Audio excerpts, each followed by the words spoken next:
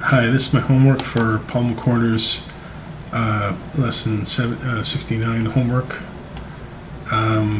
The homework assignment, I believe, was to make a servo move back and forth from a button, but the button was not supposed to, was supposed to be on two different cores. The button was supposed to be on one core, the servo on another, and I believe that the servo was supposed to be able to finish its cycle before the button could be used again. So this is here I'm showing the code from the lesson.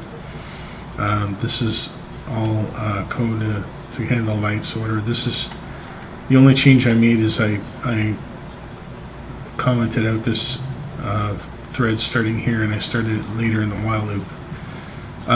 This is my code here, servo motor. All it does is move the servo motor, the servo position, in a for loop, and it either goes from 0 to 180 or 180 to 0, depending on what parameters you give to it. So I made this little function here to handle the moving of the servo, and it runs on a different thread. The while loop here, this basically takes care of the button. It checks the button state, button value. If the button value is 0, meaning it's pressed, then it goes into this if statement here, and if the position of the servo, this servo pause, I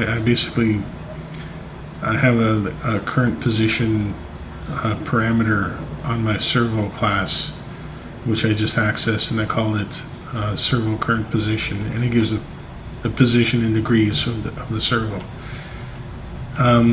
If the button is pressed and the servo position is 0, then it starts a thread and goes from 0 to 180 and finishes the thread in the loop.